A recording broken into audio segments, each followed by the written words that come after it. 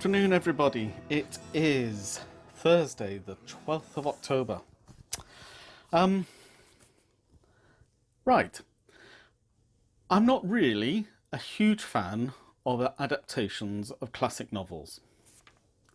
Much as I love period dramas and the great TV series of Pride and Prejudice and whether it's Wuthering Heights or Jane Eyre or whatever, I much prefer the novels. That isn't to say that the adaptations are not any good. I'm just not a huge fan. There is probably one kind of exception to that. At the very beginning of this century, New Line Cinema, together with Peter Jackson, adapted The Lord of the Rings into 3 movies. It was a great help to my mother because it meant that for 3 years she knew exactly what to get me for Christmas. I got the special extended DVD of each of the 3 movies, so the Fellowship of the Ring, The Two Towers and The Return of the King. And each of these is a 4-disc set. The movie itself is over 2 discs, and then there are oodles and oodles of extras and drawings taken from the production for the designs for all the buildings and the miniatures and the sets and the clothes and the furniture and the weapons and all the rest of it. And it's you can really immerse yourself in the world of Middle-earth. And as adaptations go, obviously a film can't be as rich as a book.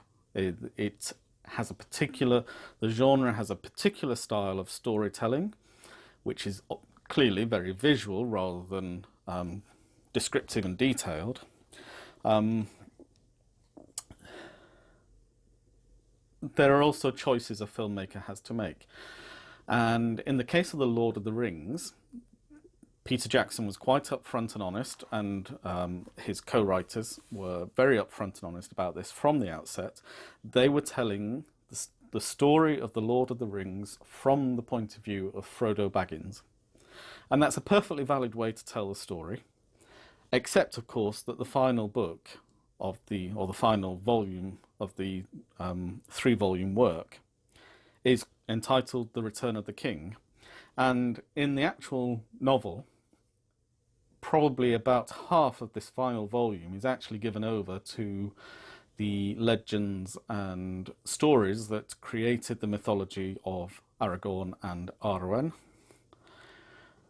But it was a legitimate choice to make, and it meant that, amongst other things, meant that certain characters had to be sacrificed, certain scenes had to be sacrificed or restructured in such a way as to incorporate the narrative that they were trying to communicate and to keep the story moving forward.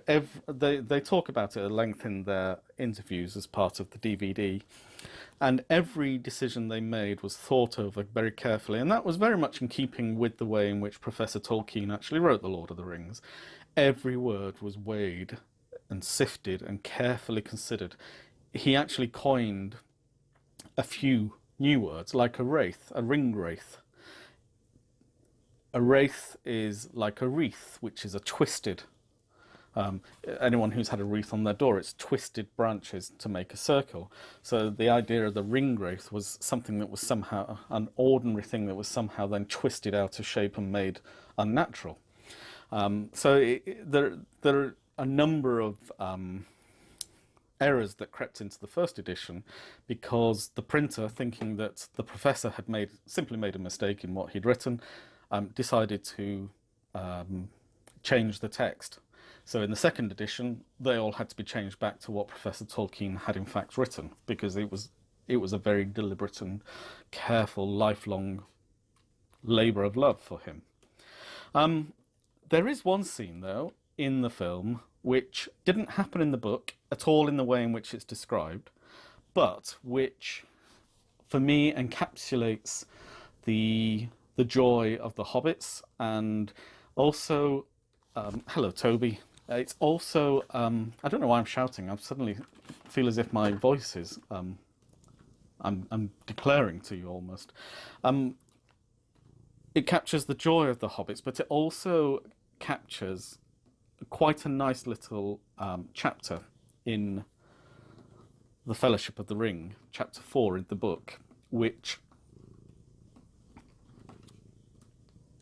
really helps us to see what it is that Frodo and the other hobbits are going to be leaving behind as they go on this great adventure to save Middle-earth from evil. He's clearly overreacted. Run!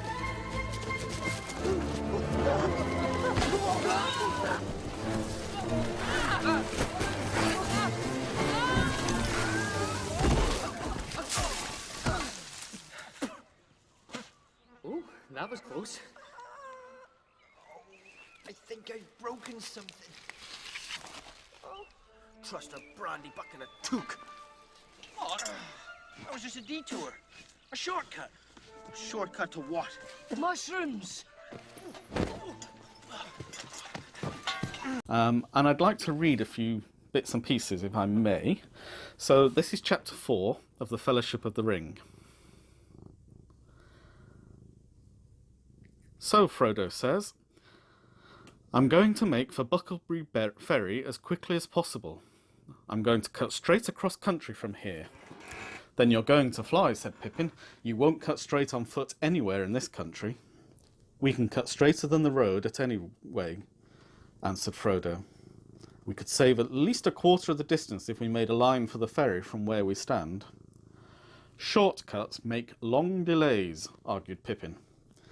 The country is rough around here, and there are bogs and all kinds of difficulties down in the Marish.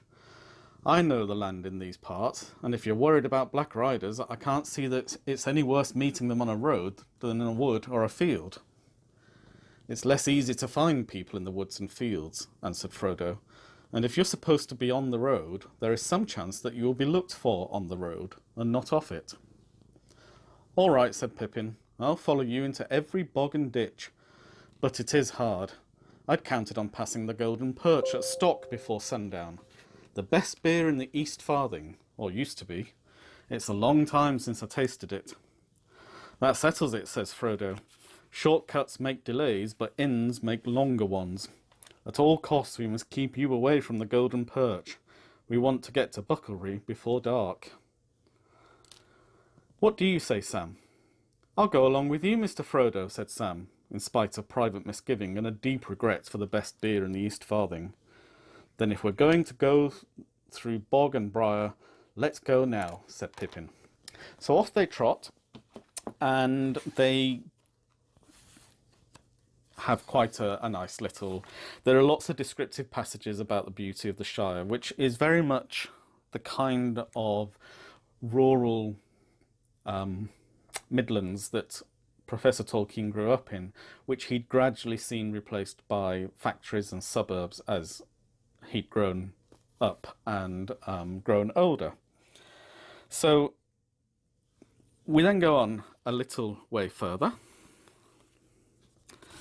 and we get to a large turnip field with a stout gate. I know these fields and this gate, said Pippin. This is Barth Furlong, old Farmer Maggots' land. That's his farm away there in the trees. One trouble after another, said Frodo, looking nearly as much alarmed as if Pippin had declared that the lane was the slot leading to a dragon's den. What's wrong with old Maggots? Said Pippin. He's a good friend to all the brandy books. Of course he's a terror to trespassers and keeps ferocious dogs, but after all, folk down here are near the border and have to be more on their guard. I know, said Frodo, but all the same, he said with a shamefaced laugh, I'm terrified of him and his dogs. I've avoided his farm for years and years. He caught me several times trespassing after mushrooms when I was a youngster at Brandy Hall. On the last occasion, he took me and showed me to his dogs. See, lads, he said, next time this young varmint sets foot on my land, you can eat him. Now, see him off. They chased me all the way to the ferry. I've never got over the fright, though I dare say the beasts knew their business and would not really have touched me. Pippin laughed. Well, it's time you made it up, especially if you're coming to live out here in Buckland. Old Maggot is really a stout fellow, if you leave his mushrooms alone. And then finally in this chapter, the last paragraph,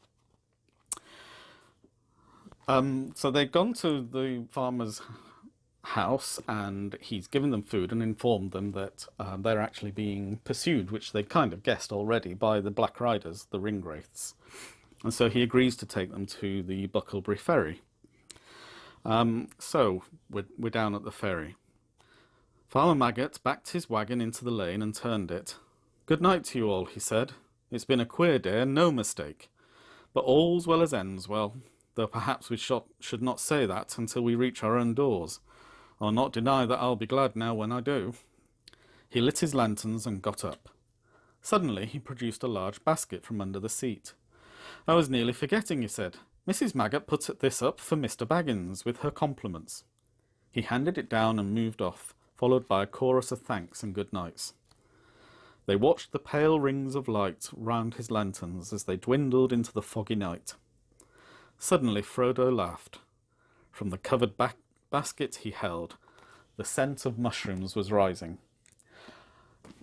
I've read all that because for me that's one of the chapters which really, as I say, really lays the ground for the end of everything that is good and pure and lovely in life, if evil is allowed to triumph. So it's the title of the chapter, A Shortcut to Mushrooms, which is, I think, strikes a chord with me as well, because when I was younger, my father was a great fan of shortcuts. For him, a shortcut was the opportunity to explore a different path. Neither of my parents drove cars, ever. They never learned to drive a car. So we travelled everywhere on public transport, or as my father would say, by Shanks's pony. We walked everywhere. And that was just the way it was, and we were all used to it, and I think it was also a way of making sure that he tied out his children before he got them all home again. And we used to go on holiday for about 5 or 6 years. We went on holiday to Cromer, which is a small seaside town in East Anglia in Norfolk. It's a rather pretty little town, and my parents used to rent a house, and it had 6 bedrooms, so this was luxury. We came from that time a 4-bedroom house, but had previously, only a few years earlier, lived in a 2-bedroom house, which was, tight. But I suppose, as with all these things, you don't notice what you don't have, if you see what I mean. You don't notice the lack of what you've not got. However, this was a lovely old Victorian villa on the edge of the town centre and the beginning of the suburbs, so it was very well located for the town centre and the beach, but it was also quite quiet and not heavy footfall. And on the Sunday morning, we went to Mass, as we always did, at the parish church, and my father said those infamous words that were enough to strike terror into the heart of my poor mother. "I know a shortcut." After Mass, my parents would always prepare sandwiches and drinks and things before we went to church, and we would take them in a bag to church, and then we would walk down to the beach and spend the day at the beach and come home for the evening meal. Or indeed, sometimes we'd stay out and have fish and chips in one of the cafes or whatever, and just spend the evening out. But very often we would come home because my 2 younger brothers were very young at this time. Lucy hadn't been born at this stage, so there were only 6 of us at the time, plus my parents. So he said, "I know a shortcut." Now the long cut, as it were, the way we would normally go from the church, we'd actually end up walking past the house that we were staying in towards the town centre. And so, that was the way that we knew. And that was about a 45, 50-minute walk with very young children. Sorry, you can't see. They're not here. But, anyway, there we go.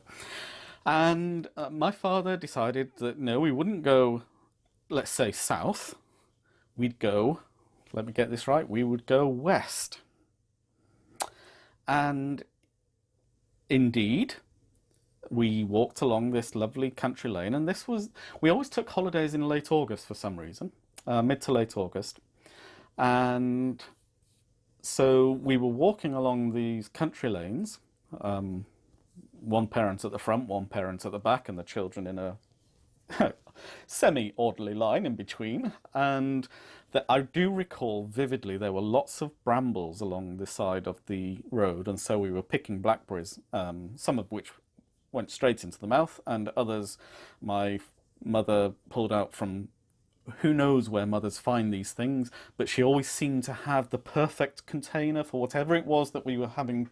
If we were collecting shells from the beach, or shiny pebbles, or indeed on this occasion brambles from the hedgerows, she always seemed to have the perfect container. So some of them, as I say, went straight down, and some of them went into the little pots that we would later at the beach have following our sandwiches and the like. And so we walked along, and we walked along, and we walked along, and we walked along, and this is about 40 minutes of walking. So the shortcut was not really looking much shorter than the long cut, as I say. And then we rounded this corner, and there in front of us was Cromer Lighthouse with its helipad. And it was only at that moment that my mother realised that, yes, this was the shortcut to the beach, in that it was at least 5 minutes fewer walking than if we'd walked the long way. I can still remember her face to this day. The only difficulty was the cliff edge on which the lighthouse was standing was about 100 feet above the beach. So there was this very narrow path, and by narrow I mean one person wide, and it was lots of stone steps, but not carved stone, just pieces of stone that had been somehow turned into a narrow a narrow path from the top of the cliff down to the beach. I don't suppose anybody had thought to put anything significant in there, because this wasn't the actual way to the beach. So we clambered down this cliff, my mother praying the whole time, I would imagine, that nobody was coming up the cliff, because if they had been coming up and we were coming down, there was nowhere to pass. We all made it safely to the bottom, and then we only had 1.5 miles to walk until we got to the place on the beach, which was actually near where we usually sat and enjoyed our seaside pursuits. So yes, whenever I hear of shortcuts, I always think of my adventurous and brave hardy, rather than foolhardy, father, and my poor, poor long-suffering mother. So yes, a little bit of a ramble off a memory lane for me, but I hope you've enjoyed a little bit of this little conversation, and I thought I would try something different. I've got lots of things that I can be talking about over the next couple of weeks. But it occurred to me, and I've seen other podcasters do this, that you might have things you want me to talk about. So if you do have, sorry, that's my double-pointed needle. If you do have anything that you think you'd like to hear me witter about for 10 or 15 minutes, leave a comment in the comment section below, and I will see if I can dig anything up for you. So until tomorrow, good evening, and I hope you have a lovely day. Bye.